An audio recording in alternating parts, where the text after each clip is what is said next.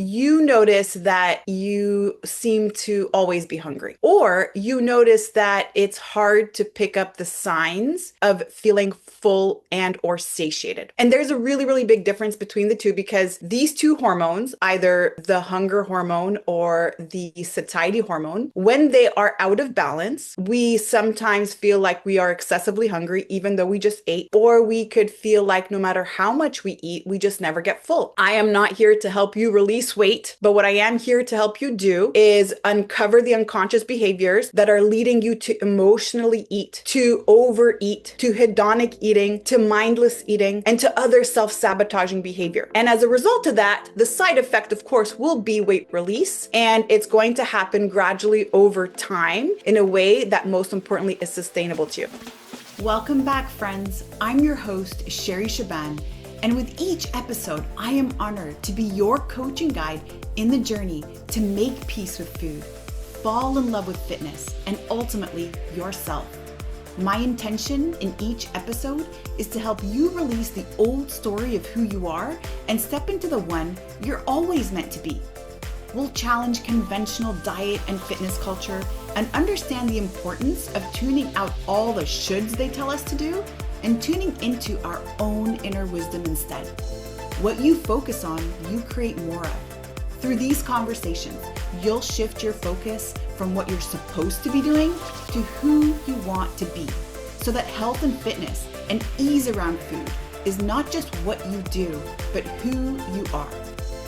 And if you find that this conversation resonates with you today, then I want to invite you to join our free Make Peace with Food Facebook community at myfoodfreedomlifestyle.com, where you can connect with me and my team directly and access all the free trainings and resources we have for you so you can regulate your nervous system and make peace with food.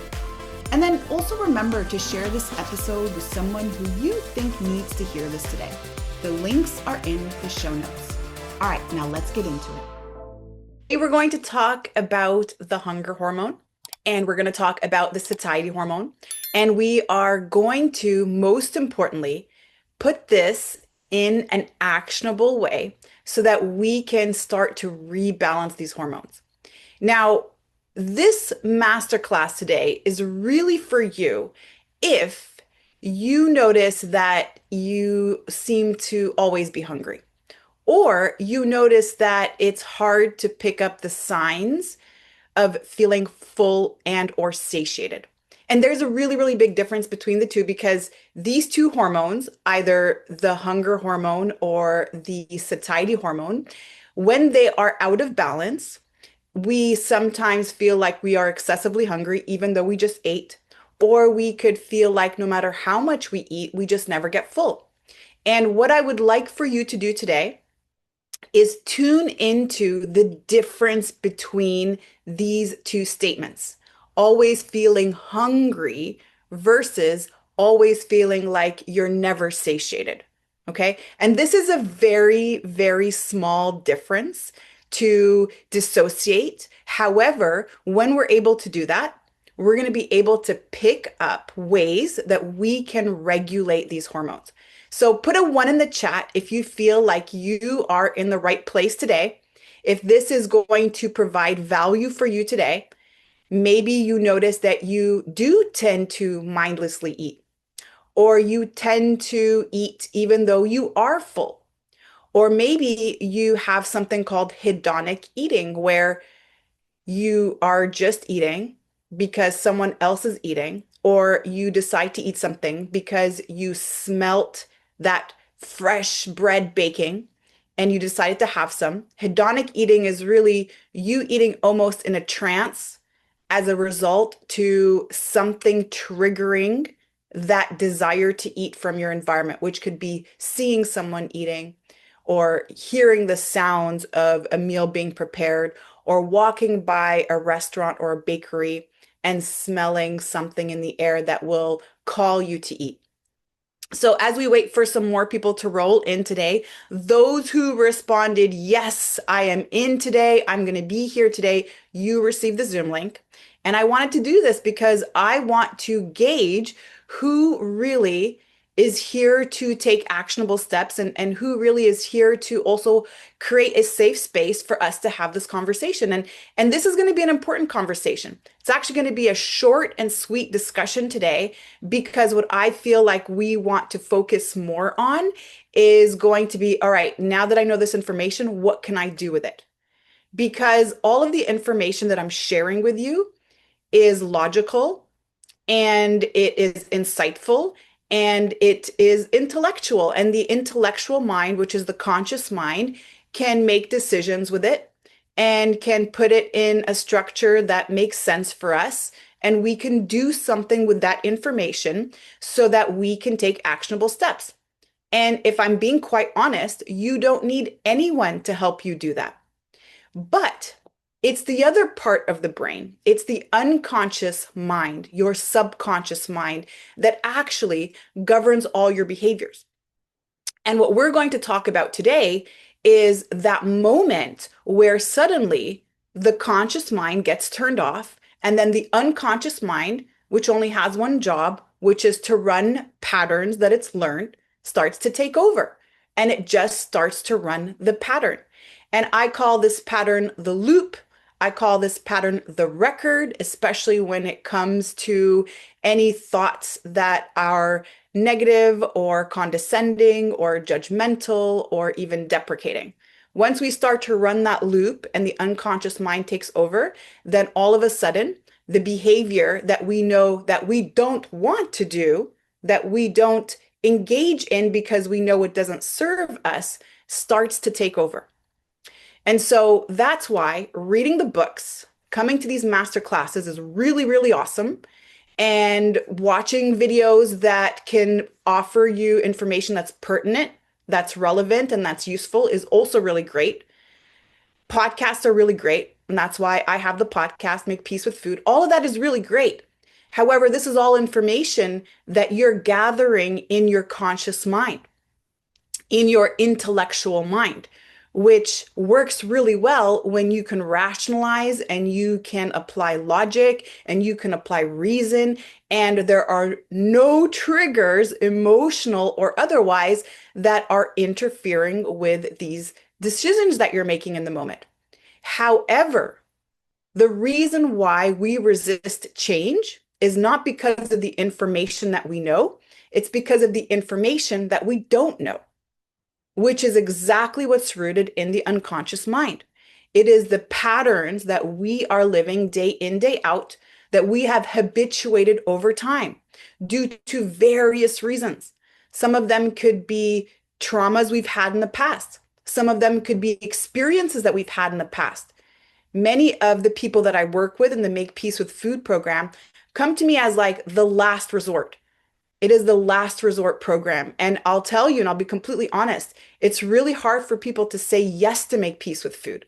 It's really hard for people to say yes to this program for two main things. Number one, because I explain that this is not a weight loss program. I am not here to help you release weight, but what I am here to help you do is uncover the unconscious behaviors that are leading you to emotionally eat, to overeat, to hedonic eating, to mindless eating, and to other self-sabotaging behavior. And as a result of that, the side effect, of course, will be weight release. And it's going to happen gradually over time in a way that most importantly is sustainable to you. So that's the number one reason why people resist, is because, of course, even anybody who is struggling with unwanted eating behavior and it's completely taking over their world, what they actually really want is to feel free and comfortable in their body, to get their body back, to recognize themselves back, and to feel completely centered and completely in control around food and other behaviors that they know they don't want to do. So that's the number one reason.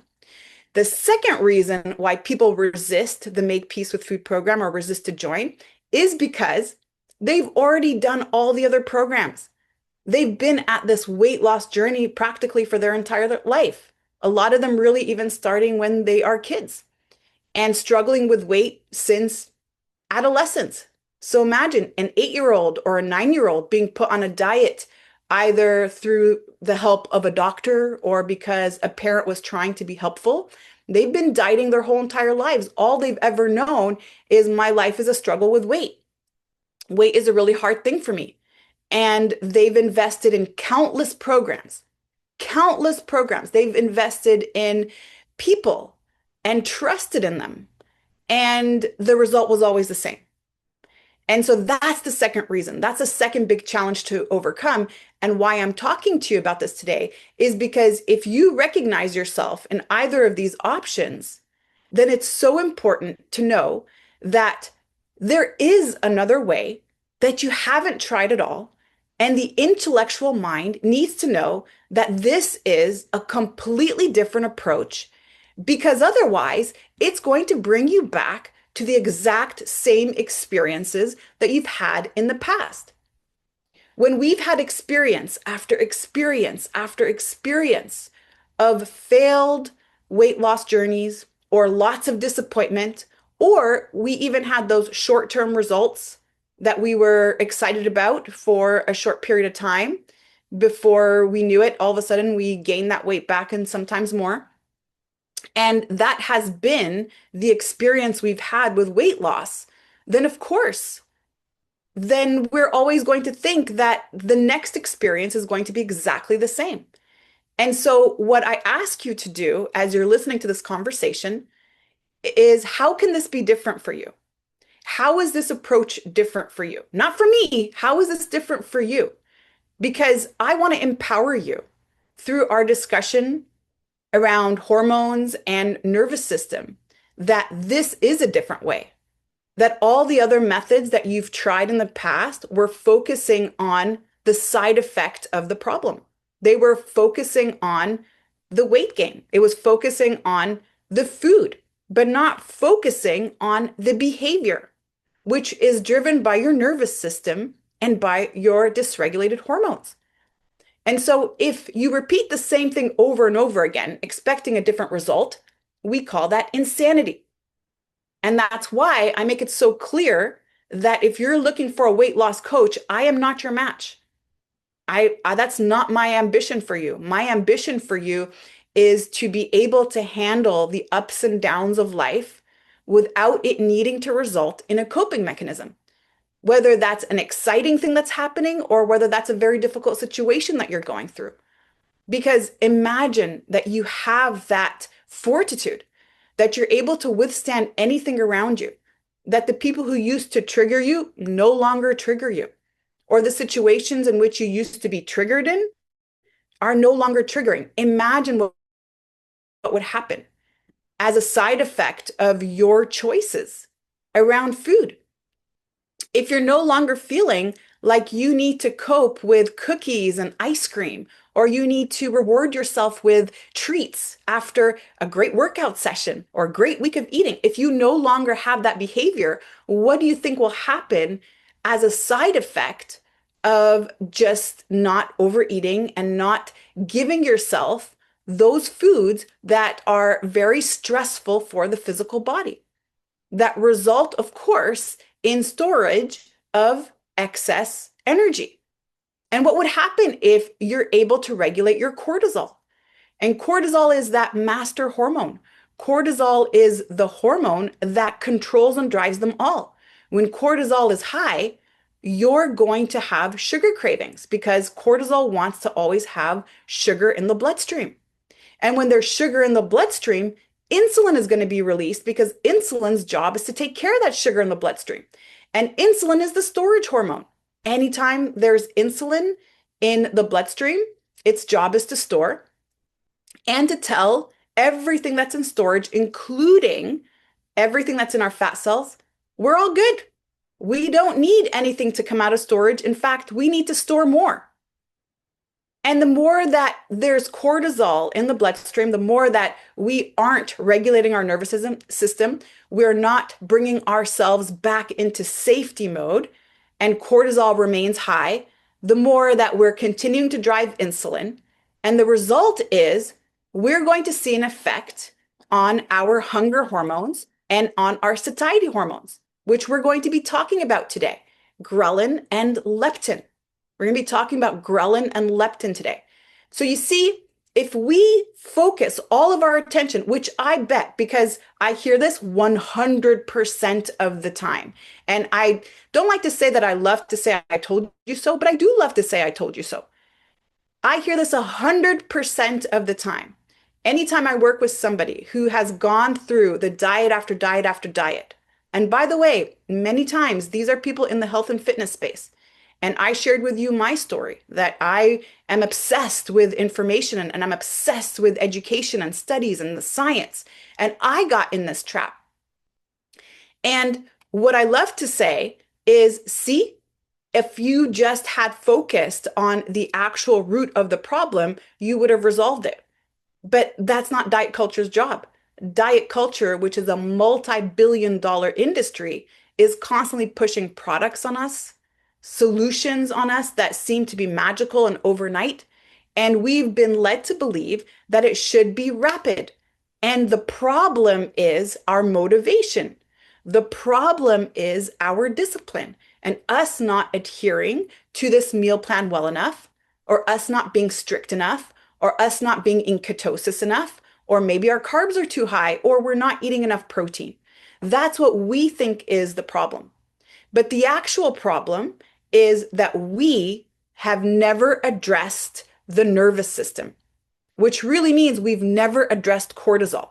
Because addressing the nervous system means being able to get into protection mode when it's the right time to get into protection mode, and then quickly coming back into safety mode when we are now in that place where we've overcome whatever situation that caused us to be in protection mode. So it has to be a temporary thing.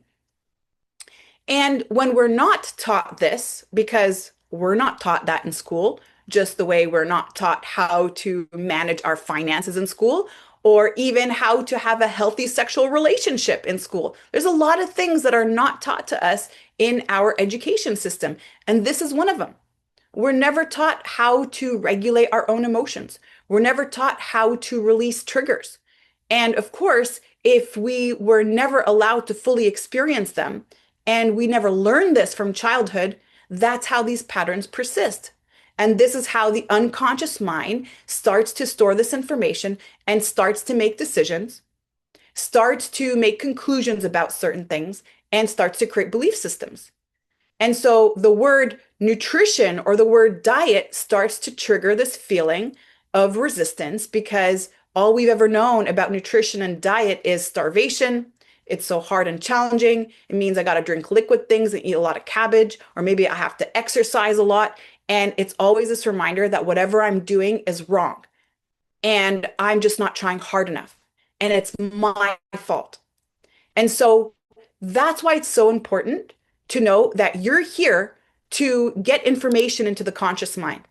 And I'll tell you that if that's all that you have committed to, then it's also going to prevent you from exploring deeper and really being able to pull up what's actually blocking you. Because what's blocking you is in your unconscious mind. That's all your beliefs. That's all your past experiences. Those are your traumas. Those are your dysregulated emotions. And that's also where all of the coping mechanisms are living. And so that's why bridging the gap between the conscious mind and the unconscious mind, which is exactly what we do in the Make Peace with Food program, is the way out. And I will be completely honest with you. I have had to do this work on myself too. And so I know that it's actually a very simple solution, but it's a very big challenge. It's difficult. And what makes it difficult is giving yourself full permission to get into those places sometimes that we've been avoiding to get into for many, many years. And what's also difficult is allowing yourself to have grace and compassion and kindness. And it's this common theme that I see with the people that I work with, that they're very, very hard on themselves, that they have a lot of negative self-talk. Even if they look like they're crushing it in many areas of their life, they are still in this constant cloud of negative self-talk. And that negative self-talk, which is coming from the unconscious mind, is actually what's driving their behavior. And so, like I said, I love to say I told you so because when that person finally says yes to joining Make Peace with Food and knows that this is not a weight release journey, but instead it's a journey to regulate hormones and regulate nervous system, what happens is the behaviors just automatically get more and more reduced over time until they are completely abolished. And it's really awesome. I was on a call this morning with a new client. I've been working with him for about a month. And just to see where he is right now compared to where we first started. He wanted this so badly. We had a couple conversations before we got started, and he wanted to do this so badly. But when we first started working together, because he's such a smart person, this guy is like super educated. He knows everything about everything there is to know about nutrition. He knows so many things about exercise. He's a very, very intellectual person. And one of the conversations I had to have with him was, hey, we're going to continue to work together because listen, I'm out too. Like I don't have to continue to say yes if this doesn't feel like a match. But one of the conversations I had with him just recently was, look, if we're going to move forward and if this is going to work, then you have to stop saying I know that. Like the one thing I ask of you is to stop saying I know that. Yeah, I heard that. Yeah, I know all about that. Yep, I know I'm so yep, I've heard yep. And the moment he stopped doing that, and released this wall that he had put up because that's exactly what happens when we say, I know that. Every single time we say, oh, yeah, I know. Yeah, I know. Yeah, I know. What we're actually doing is we're getting the conscious mind to lead. It's the intellectual mind that's leading. And yeah, intellectuality can create rationale and it can create possibilities and we can start imagining things, but it never gets to the root of what's actually there. And so once he stopped saying, I know that, and it just became this place of surrender, and he just started to receive things as though he's receiving it for the first time, we started getting into some really deep rooted things that had happened in his childhood around food, and more importantly, beliefs about food scarcity that he was able to release almost immediately.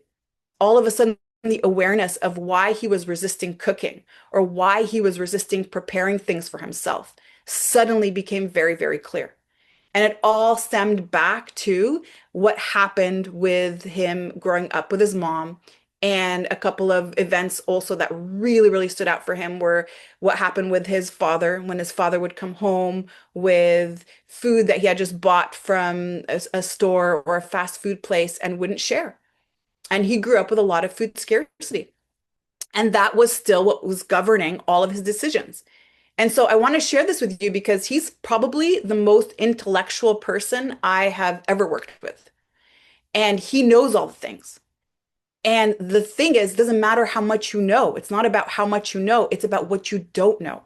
And the stuff that you don't know that is governing your thoughts, governing your patterns, governing your decisions is exactly what we need to address if we're going to abolish these cravings for good and if we're going to stop all this behavior. And this is a hard thing to do. And it's a hard thing to do, especially when we have studied all the different diets and we've had all the different experiences. And it seems like we've heard all the things. It's really hard to sit back and say, okay, I know nothing. I know nothing. And so that's why if you're feeling the resistance, if you're feeling the resistance and trying something different, what would happen if you invited the question of, well, what don't I know? Like clearly there's something I don't know. It's impossible for me to think I know all the things and I'm not doing the things. So it's not about the information that I have. It's not about the knowledge that I have.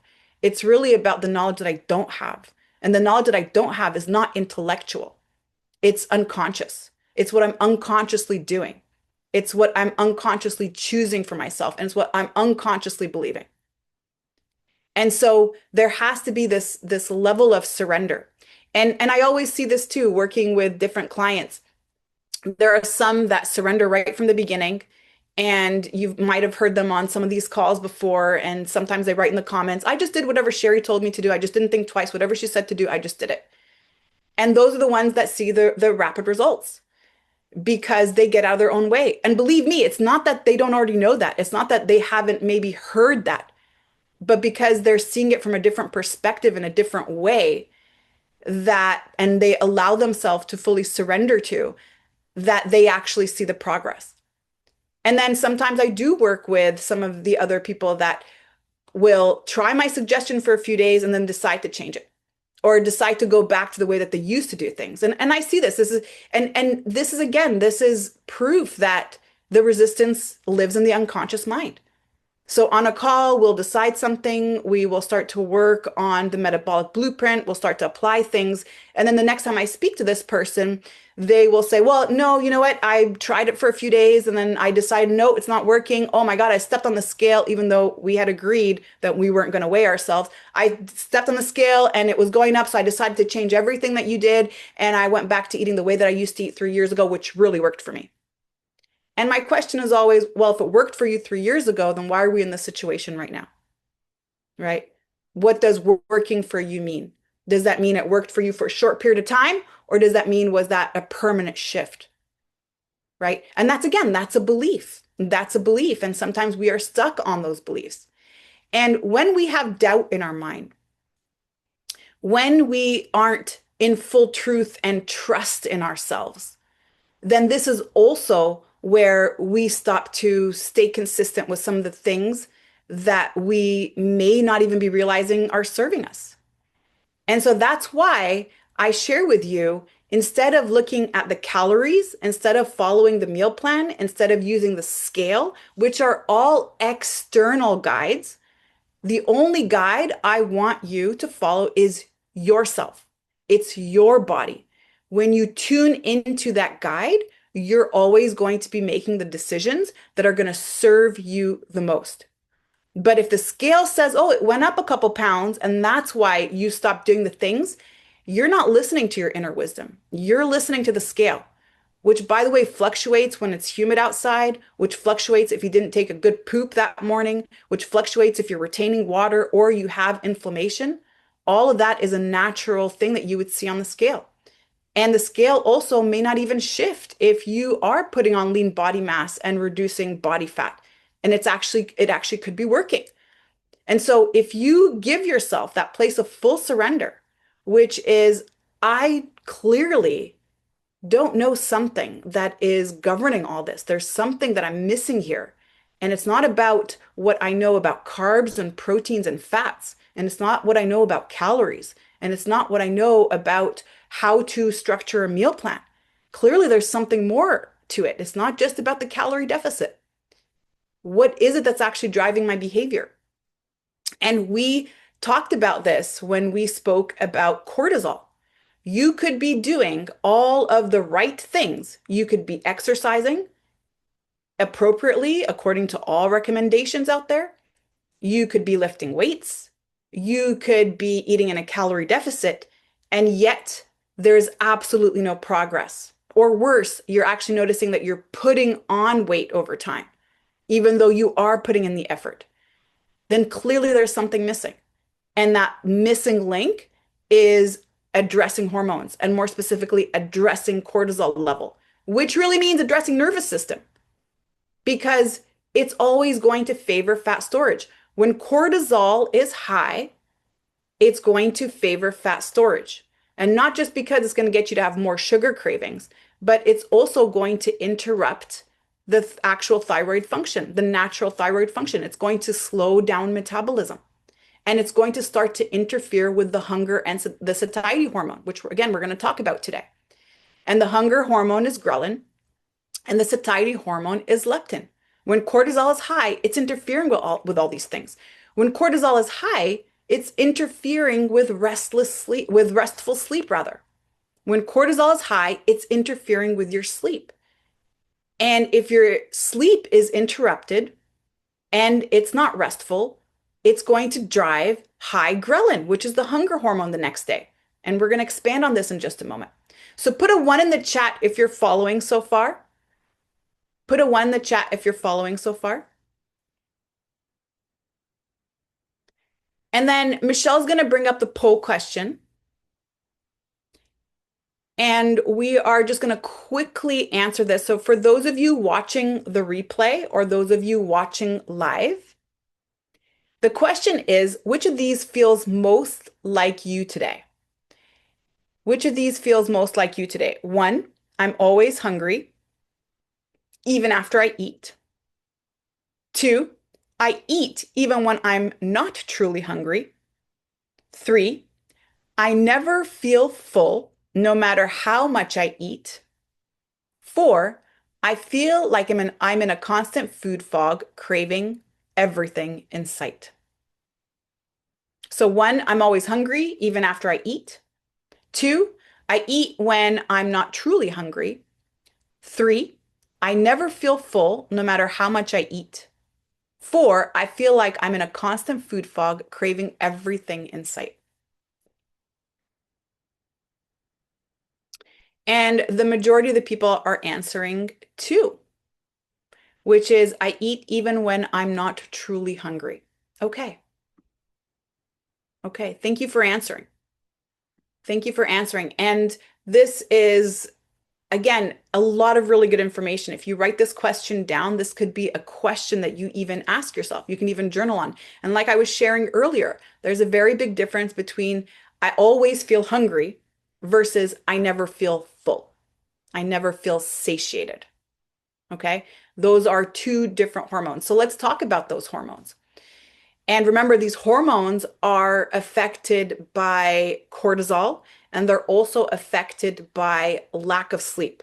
So when you're really tired, these hormones are affected. And of course, when your cortisol is high, it's likely going to affect your sleep.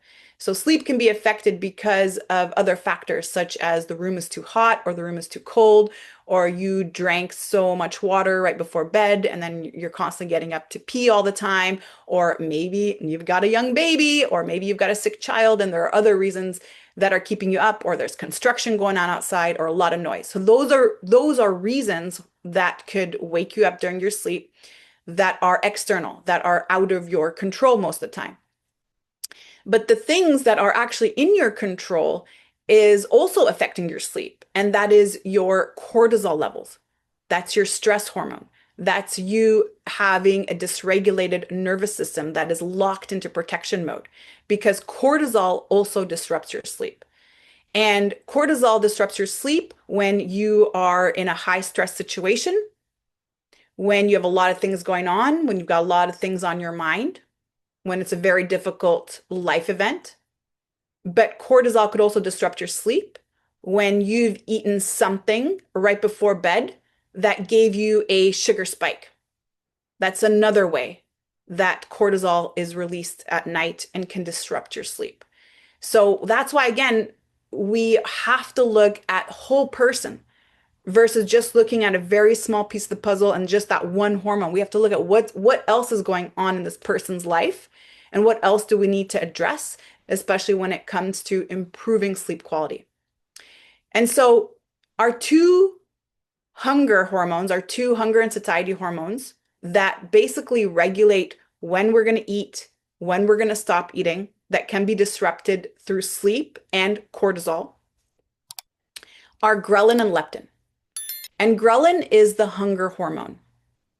Ghrelin is released from the stomach, and it's released from the stomach when the stomach is empty and it's been empty for a while. More ghrelin is released, the greater your hunger is. And obviously, less ghrelin is released, the less intense your hunger is. And then leptin is the satiety hormone. And this hormone is released from your fat cells when you are full. When you are full, when you are satiated, leptin is released from your fat cells. And so imagine that whole picture we painted with cortisol. Okay. Cortisol is high, and we've got sugar cravings because it's affecting ghrelin. It's saying, hey, ghrelin, start releasing and start giving those signals that we are hungry, even though we may have just eaten, or even though we don't actually have true body hunger. Our body isn't actually demanding nourishment or energy in the moment. So when cortisol is high, it's going to trigger ghrelin to have more of those signals, to give off more of those signals that you're hungry. And of course, you're going to end up eating. And then imagine now we are giving into ghrelin, and now insulin is high because, of course, the foods that we are craving are going to be the refined carbohydrates. They're going to be the easy access foods that are going to give us instant energy. And these are generally fast foods. These are sweets, these are treats, these are chips. There's anything that processed foods, anything with easy access energy, your refined carbohydrates. And so insulin is up, and the pancreas keeps trying to keep up with that insulin demand. And because the cortisol continues to drive, eat more, eat more, eat more. And insulin's job is to store, store, store. So now we have more fat cells, and fat cells get actually replicated once one fully expands and can't store anymore, then it replicates into another fat cell. So now we have more fat cells, and leptin signals are trying to come off of those fat cells. The more fat cells we have, the more leptin is released. And now we continue to do this over time.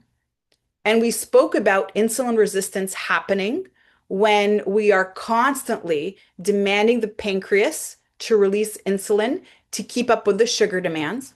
Well, something similar happens with leptin resistance. The more those fat cells are giving off leptin, and the signal is not being heard. There's just so much leptin, and the signal is not being received because ghrelin keeps driving the need to eat, and the need to eat something that's going to give you instant access now, that's going to require more insulin release. And that insulin release is going to bring more into storage. And when the muscles are full of glycogen and the liver is full of glycogen, now we're going to start storing as fat, both in the liver and in the body, and especially viscerally too, around the organs. And so those fat cells are trying to get us to stop eating, saying, hey, we're satiated, hey, we're full. And we override them by eating. And then now we're stuck in the cycle. So do you see the pattern? Do you see what's happening? Do you see the cycle that's happening? And I don't know about you, but I can only speak for myself. I mean, I remember this one moment. This was in 2019. My mom had just passed away, and I had decided to be vegan that year. I actually started to be vegan that year at the beginning of the year because my mom's like last few days where she was palliative, she wasn't able to digest meat. She just physically wasn't able to digest meat. And so whenever she would eat meat, she'd feel very ill. And meat is one of those types of foods that requires a lot of energy and a lot of enzymes to break down. And she wasn't able to do that at that point. And so she was only leaning towards very light food, vegetarian food. And at first, my whole family was trying to encourage her to eat meat because she's anemic and she needs more protein and all these things. But what I decided to do was to support her. And I was like, okay, mom, you know what? You're going to go plant-based. I'm going to go plant-based. Let's go. By the way, at that time, everybody was talking about plant-based. It was such a big buzz, and it just felt like cool. Like, that's what everyone's saying you should be eating anyways. We shouldn't be eating meat. So you know what? I'm going to support her. And so I was eating plant-based, and that really meant that overnight I had completely changed how I eat, like completely, like a 180-degree overnight, going from a paleo diet to 100% plant-based, going from not having eaten grains and legumes in years to suddenly overnight bringing them back with a vengeance. And so I brought in legumes, I brought in grains, and I completely changed my nutrition. And then during that time, my mom was getting iller and iller until eventually she passed away in June. And I remember it was August. So this was a few months after my mom had passed away. And I was having one of my binge episodes. And my binge episode was in response to being really, really strict during the week. And because I was eating plant-based, I wasn't actually consuming enough nourishment. My calories were so low. I mean, there's only so much calories that you could get from salads and from vegetables. And so I wasn't actually meeting the demands of my body. And because my body was physically starving and my cortisol was high because I hadn't really managed the loss of my mother properly, I hadn't actually fully grieved and mourned and done all the things that you're supposed to do during that time. I kind of just swept it under the rug and kept going because I had to be strong and I had all these things to take care of. So, can you imagine my cortisol's through the roof because I just had a major life event that I did not address properly emotionally. And then on top of that, I was completely changing my diet, my nourishment. So my body was like really stressed about what I was eating, trying to digest the foods that I wasn't eating for years and trying to keep up with that. And I was exercising so much. That's actually how I tried to deal with my mother's passing. I was trying to over exercise just to get my mind off of it. And I remember sitting down one time and having my third bowl of oats. And this was like a massive bowl. I had my third bowl of oats, and it was full of fruit and all kinds of nuts and all kinds of things. And literally feeling like, oh my God, my stomach is going to explode. Like I was so full, but I couldn't stop eating. And I remember thinking to myself, like, I think I'm going to die from an explosion of like my stomach. Like, does that happen? Can that happen? Can a stomach explode? And can death happen in that way? And I had to go look it up.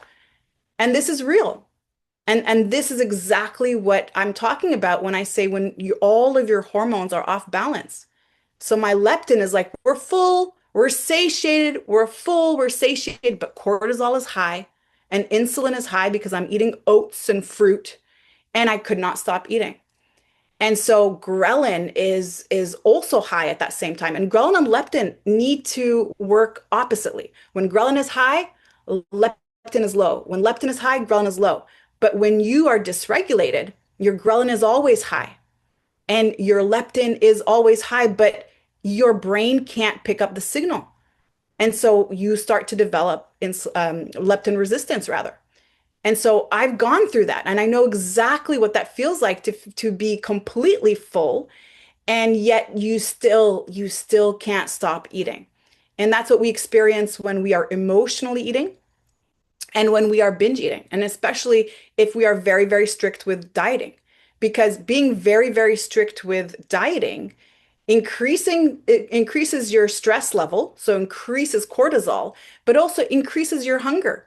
If you are literally starving yourself, and if you are in a calorie deficit for too long, you are going to have ghrelin levels that are extremely high, and that's going to drive a binge. That's going to feel like constant cravings, especially for foods that can give immediate energy, which we just spoke about, which are the refined foods, which are the easy to grab the glucose from foods. And those are the foods that tend to be the processed foods and the foods that we know don't serve us. And so that's why when we can stop looking at calories in, calories out, and we can start focusing on how can I regulate my nervous system and how can I regulate my hormones, everything starts to change. Because I've spoken to you about cortisol, which causes cravings. I've spoken to you about insulin, which also drives your cravings every single time there's an insulin spike. So you eat something, insulin rises to match the glucose in the bloodstream, and then the moment it drops, that becomes a craving. And then I also spoke to you about how ghrelin, when it's out of control or out of regulation, also drives your cravings. So the goal here is not more dieting and more restriction. That is not the solution. All you're doing is you're trying to fix the side effects. You're trying to fix the symptoms, but you're not actually fixing the cause. And biology will always win. And that's why you'll always feel like you're defeated. You'll always feel like no matter what you do and no matter how much effort you actually put in, no matter how much you try, it's not working. And I'm going to tell you that it's not you. It's not your fault. It's not your motivation. It's not your drive. It has nothing to do with any of these things, but has everything to do with your biology. You're wired for those cravings. You've wired yourself for those cravings through many different ways. And that's why the bio individuality is so important. And when we work with you in the Make Peace with Food program, we're looking at what's going on in your whole life. And that's why looking at past traumas could be relevant for certain people. And looking at experiences through dieting is relevant with certain people. Looking at where your scarcity mindset is at. Are you leading life with a scarcity mindset? Do you always feel like people are out to get you, that there aren't enough resources, that no matter how hard you try, it's just never good enough? If you have a not enoughness mindset, as we call it, that's going to drive your behavior. And so that's why I say this is not the approach that you have ever done before. It's a completely different approach. And I will also be the first to say, please don't pay anybody to give you a diet plan and to tell you how much to exercise. Right now, with the amount of resources that we have online, you can look that up. Nobody needs to tell you how many calories you need to get in or what the best macros are, and that you should have to pay them for that information because it's available. And there are many tools that will give you that feedback for free or for a very, very, very small monthly fee. That is not the solution, though. And I think you already know that. That's not the solution. The solution is, how can I balance my hormones? How can I regulate my nervous system? Because if I can do that, then I'm not overeating. I'm not mindlessly eating. I'm not eating when I'm not hungry. I know when to stop and I feel completely okay. And my mind is not constantly focused on food and obsessing about food and thinking about food all the time. But when we're dieting, when our main objective is weight loss, when we feel like we have a physical defect in our body because we are a certain size, and maybe we've even been told that we're supposed to release weight by our doctors or other medical professionals, then that's where the issues really begin, because now we're always thinking about weight loss. We're always thinking about what's wrong with us. We're always upset at ourselves when we've eaten something that we weren't supposed to eat. And there's this constant feeling of guilt around food and this constant need to restrict. And if we are successful in being in a calorie deficit for more than a few days, that's when the metabolism starts to slow down. That's when cortisol starts to kick in. That's when the body actually starts to feel like there's something wrong. Did you hear that? 3 days. It takes 3 days. If you're in a calorie deficit for 3 days, after 72 hours, your metabolism will begin to slow down. Your body will start that stress response because it feels like we are heading for starvation. So while your app may tell you, hey, cool, keep up that 500 calorie deficit, and by July 14th, you should have released X number of pounds, actually, that's just a mathematical calculation. And I don't know if you've noticed, but you are not a mathematical calculation. You are a living being that's got emotions and that's got thoughts and that's got behaviors. And that is influenced and triggered by things in your environment. And that never is brought up in that app. And so that's why a lot of people will be in that calorie deficit. And after 72 hours, your body adapts. And when it does start to drop the weight, guess what weight is dropping? It's your lean body mass. It's not your fat tissue, because fat tissue is the most precious. And if you are in a starvation mode, the first tissue that your body is going to start to use is your muscle tissue, because that can be very easily converted into sugar, into glucose, and it can start to get used for different things. And fat is more precious. And so the body will call upon that last. And so how do we do that? So then how, Sherry, then how can I drop body fat if you're telling me that that's the most precious muscle tissue? Well, you can do that when you make your body feel safe. If your body feels safe, there's no threat, and I'm doing things in a way that feels safe, and I'm nourishing my body, I'm giving my body all the things that it needs. I'm resting when it's time to rest. I'm not exercising and killing myself with exercise every single day, because more is not more. And when I'm honoring my cortisol levels, my body will feel safe. And when your body feels safe, that's when it releases. It's not your calorie deficit that gets it to release body fat. It's your body feeling safe that releases body fat. Any calorie deficit, yeah, sure, step on the scale, you're going to see the pounds go down, but most of that is muscle mass. And that's why when people start eating regularly again, the way that they used to eat after the diet is over, they start to see the weight come back. Because when the muscle tissue has atrophied, when it's been used during that starvation period, you no longer have the ability to burn as many calories at rest. This is called your basal metabolic rate. So your basal metabolic rate goes down. That is your body's needs for energy, simply just to live, to just be, just to just exist. And that all comes from how much muscle tissue you have. And so this is oftentimes, again, what we see when people start to change their diet or start to go on another diet, that it is effective for a short period of time and then it's no longer effective. Or that same thing that you used to do that used to be effective is no longer effective. All right. So put a 2 in the chat if you're following, if this is starting to make sense. Put a 2 in the chat if you're following and it makes sense for you. Awesome. Okay. And again, just a reminder, there is no gain and there is no growth and there is no change when you have a judgmental stance. If you're hearing any of this today and you're judging yourself, there's no growth from that place. But if you're hearing this today and you decide to take inspired action, which is, you know what would happen if I did try this approach? What would happen if I had full trust in my body? Because I haven't had trust in my body in the past. I haven't trusted my body at all. It's been years, if not decades, that I haven't trusted my body. What would happen if I actually started to trust my body and stop trusting the scale and stop trusting certain foods to help me release weight and a calorie deficit? But what would happen if I actually just started to tune into my body, which really means tuning into my nervous system and tuning into my hormones and tuning into that inner wisdom that's already there.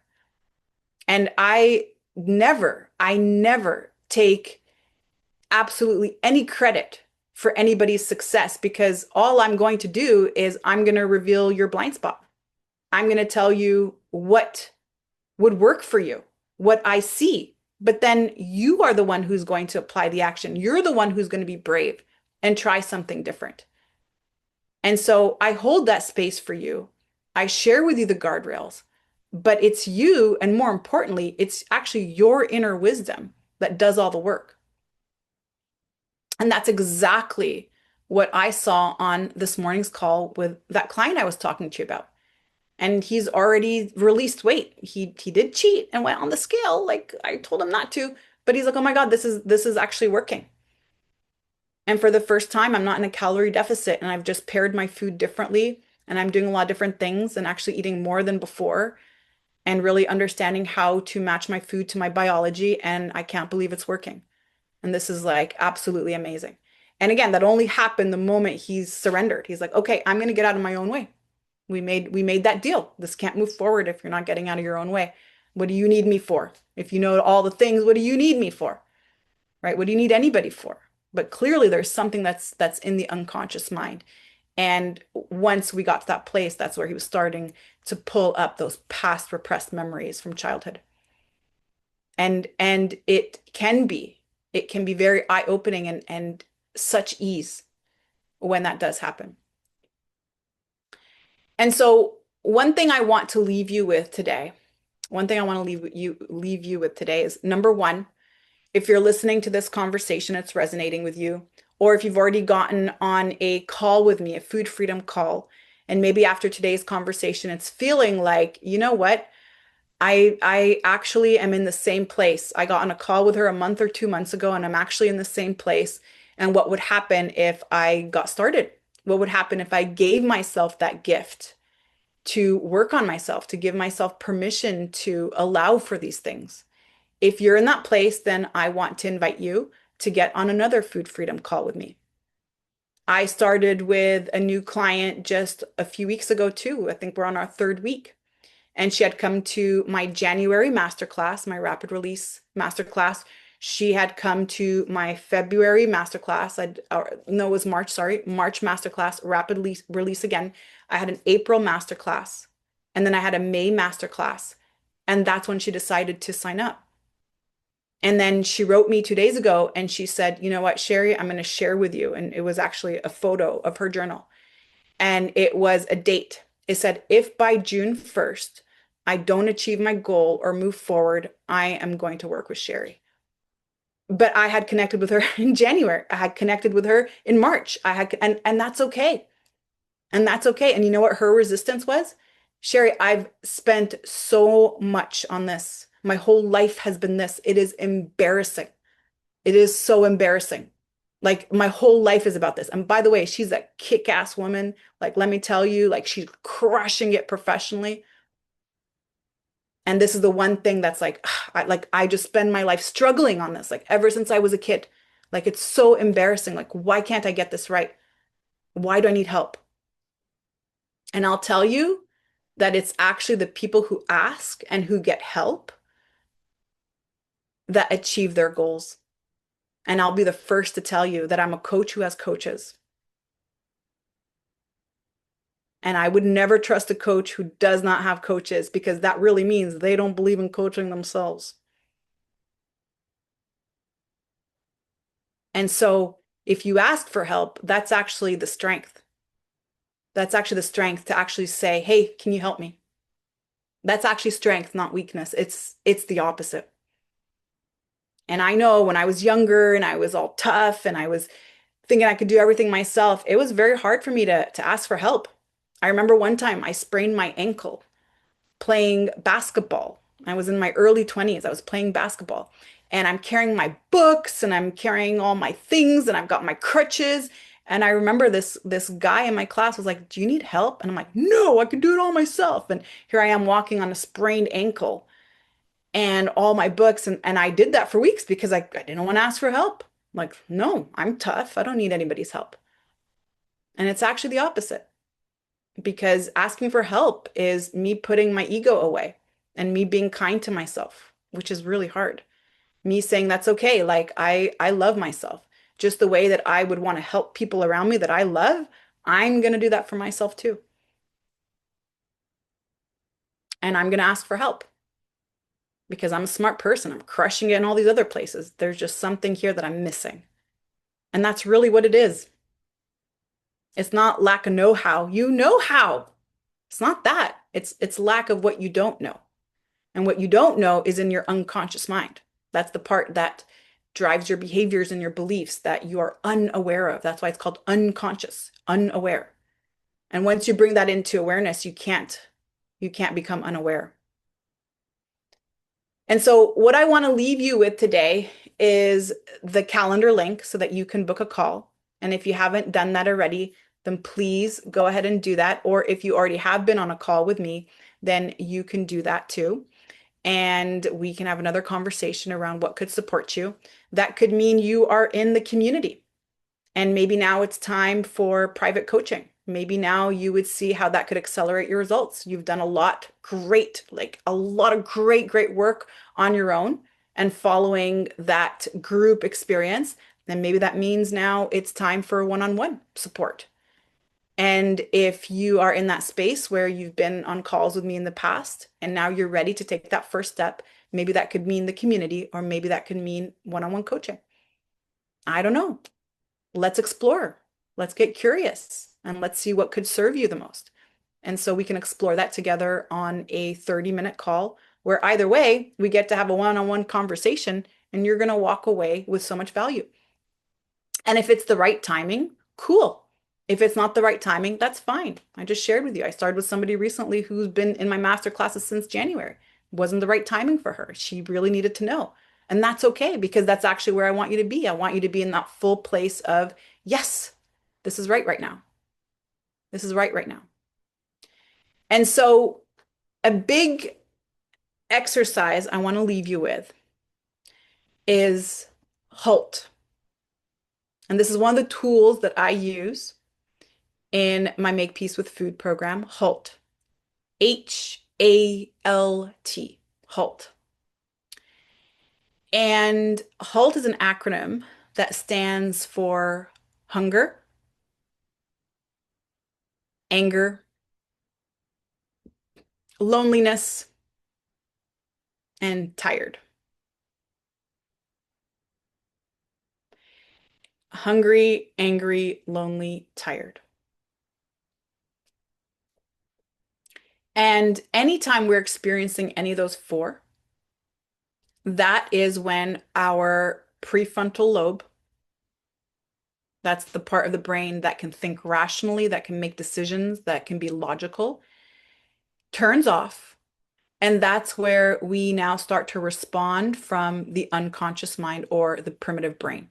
We're now driven by patterns instead of driven by logic. So anytime we're hungry, anytime we're angry, anytime we're lonely, anytime we're tired. And so hunger, that's obviously being able to pick up the physical signs of hunger. So you may be driven to eat, you may have a craving. And what I invite you to do is to ask yourself to halt and to ask yourself those four questions. Am I hungry? Am I angry? Am I lonely? Am I tired? Hunger is physically experienced in the body when it's been several hours since we've last eaten. So in the absence of food, or maybe it could have been a super active day. And we feel the physical sensations in the body that it's time to eat. And this is where it becomes so important that you start to recognize the difference between mind hunger and actual physical body hunger, which is what we teach you to do in the Make Peace with Food program. Mind hunger is emotional hunger. It's triggered by emotions. And actual physical hunger is that growling in the stomach. It's a sensation in the stomach that's driven by the need to nourish yourself. And so you want to ask yourself if you're hungry. And then you want to ask yourself if you're angry. Anger could be a scarcity mindset. I don't have enough time to do these things. Oh my God, I don't have enough money. I don't have enough, and feeling really frustrated and feeling really anxious even. You could be angry at somebody. You could be upset by something that's not happening your way. You could feel like you're out of control, like things are just not going your way. Or you could feel disappointed because what you wanted to happen didn't happen. Again, that's attachment or that's control over things happening in your life. And then lonely. And lonely doesn't just mean I'm alone. There's a difference between feeling lonely and feeling alone. When you are alone, you're just alone, you're by yourself. But lonely, you can feel even if you are in the presence of somebody else. You could be with your partner, but still feel lonely. And lonely is that feeling of insignificance. Nobody's there for me. I'm not good enough. I can't count on anybody. I have no one to talk to. Nobody gets me. Nobody understands. And boredom oftentimes is a feeling of lonely. And that's why we could boredom eat, or why we need to fill space with Netflix or TV or some sort of noise when we're feeling boredom. It's really masking that feeling of loneliness. And so lonely also is that feeling of unsafety. When you're lonely, you feel unsafe because we have thrived and we have evolved due to being in tribes. This is how we've evolved over time. We are tribe animals. We needed the help of our community. We need the help of support. We need the help of each other. And when you were left alone to fend for yourself, that decreased your probability of survival. And so feeling loneliness is feeling unsafe. And if you feel unsafe, you're triggering your nervous system into protection mode. And what feels the most comforting when you're feeling unsafe is food. That's why we call it comfort food. And then finally, tired. And we've gone through that earlier today when we spoke about sleep. Sometimes we could be tired because of lack of sleep, but sometimes we could be tired because we're on a verge of a burnout and we're just emotionally exhausted. Yeah, maybe our sleep is okay. We're getting 8 or 10 hours of sleep even, but just emotionally exhausted or psychologically exhausted. We have people in our lives who are psychologically impacting us in a way that's not serving us. And so all of these are really important things to consider while we are in that place of craving. Because again, that pulls up awareness. And so I want to leave you with that as something that you can work with. And as a way to apply this so that it is useful for you. The next time you find yourself in a craving, instead of berating yourself or instead of trying to apply willpower so that you don't engage in that craving, what would happen if you just halted and asked yourself these four? Am I hungry? Am I angry? Am I lonely? Am I tired? And bring up that awareness.